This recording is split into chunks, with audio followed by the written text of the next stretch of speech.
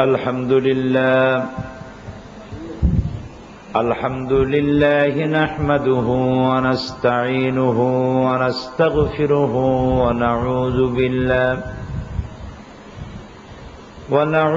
بالله من شرور أنفسنا ومن سيئات أعمالنا من يهد الله فلا مضل له ومن يضلل فلا هادي له ونشهد أن لا إله إلا الله وحده لا شريك له ونشهد أن سيدنا وحبيبنا ومولانا محمدا عبده ورسوله الذي أرسله بالحق بشيرا ونذيرا وداعيا إلى الله بإذنه وسراجا منيرا فقد قال الله تعالى في كلامه المجيد وفرقانه الحميد أعوذ بالله من الشيطان الرجيم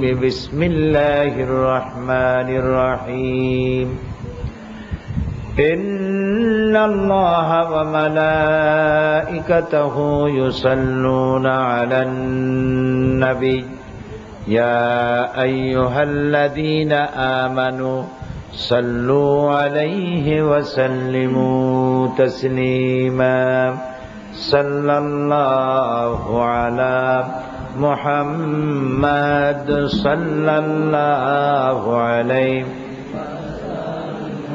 صلى الله على محمد صلى الله عليه صلى الله على محمد صلى الله عليه صلى الله على محمد صلى الله عليه بلغ العلا بكماله كشف الدجى بجماله حسنت جميع خصاله صلوا عليه وآله আরবের বুকে মক্কার পরে আমিনার যেথায় ঘর খোদার করুণা কৌসার হয়ে ঝরছে বারংবার বালাগাল উলা বিকামালিহি কাশাফাদ দুজা বিজামালিহি হাসনাত জামিউ খসালিহি সাল্লু আলাইহি ওয়া আলিহি। জনাব সভাপতি, আজকের নোয়াখালী কারা আয়োজন করেছে? ইসলামী সমাজ কল্যাণ পরিষদ কর্তৃক আয়োজিত নোয়াখালীর এই ঐতিহাসিক মাঠে দুদিন ব্যাপী তাফসীর ও কোরআন মাহফিলের সমাপনী দিবসে আজকের এই সুন্দর দিনে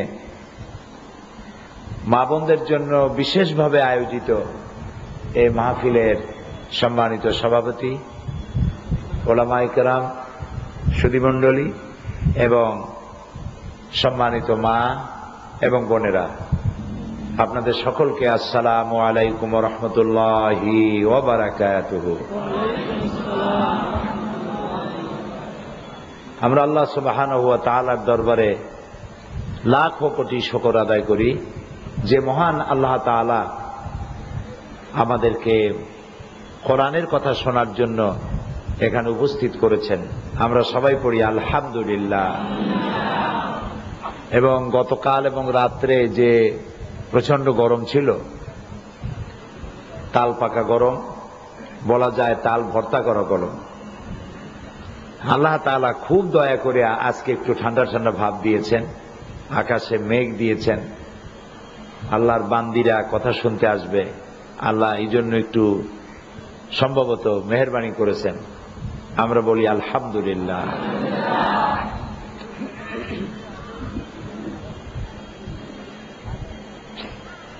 মা বোনেরা, আপনারা সবাই কোরআন শুনতে এসেছেন, আর কোরআন হচ্ছে আমাদের জীবনের সর্বশ্রেষ্ঠ নিয়ামত, আল্লাহর পক্ষ থেকে নাজিল হয়েছে জীবন বিধান হিসেবে। এর থেকে সুন্দর, এর থেকে শ্রেষ্ঠ এবং সর্বশেষ হেদায়েতের কিতাব আল্লাহর পক্ষ থেকে আর নাই, আর আসবেও না। কোরআন হচ্ছে সর্বশেষ হেদায়েতের কিতাব। আমরা বলি আলহামদুলিল্লাহ। নবী করিম সাল্লাল্লাহু আলাইহি ওয়াসাল্লাম এই কোরআন দিয়েই একটি জাতির, মৃত্যুপ্রায় জাতিকে জীবন দান করেছিলেন। জাতিটা নৈতিকভাবে মরে গিয়েছিল। কি হয়ে গেছিল? মরে গেছিল, নৈতিকভাবে মরে গেছিল। জাতি মরে কখন? জাতি মরে তখন যখন তাদের বিবেক শূন্য হয়ে যায়, মিথ্যে কথা বলে, আমানতের খেয়ানত করে, ওজনে কম দেয়, খাদ্যে ভেজাল দেয়, নিরপরাধ মানুষ হত্যা করে, চুরি করে, ডাকাতি করে, জেনা ব্যভিচার করে, মা বোনকে সম্মান দেয় না, মুরব্বীদেরকে সম্মান দেয় না, তখন জাতি নৈতিকভাবে কি হয়? মারা যায়। এই নৈতিকভাবে মরে যাওয়া জাতিকে মুহাম্মদুর রাসূলুল্লাহ সাল্লাল্লাহু আলাইহি ওয়াসাল্লাম তাদের মধ্যে জীবন সঞ্চার করতে পেরেছিলেন না পারেন নাই? কি দিয়া করছিলেন? জাদু করছিলেন? নাউজুবিল্লাহ। তিনি কি করেছিলেন? কোরআন দিয়ে এই জাতির প্রাণ সঞ্চার করে দিয়েছিলেন। মরা জাতি জিন্দা হয়ে গেল। সুবহানাল্লাহ। যারা চোর ছিল, ডাকাত ছিল, জেনাকার ছিল, বদমাশ ছিল, শয়তান ছিল, খারাপ ছিল, সব মানুষগুলো ভালো হয়ে গেল। আল্লাহু আকবার। সব ভালো হয়ে গেল।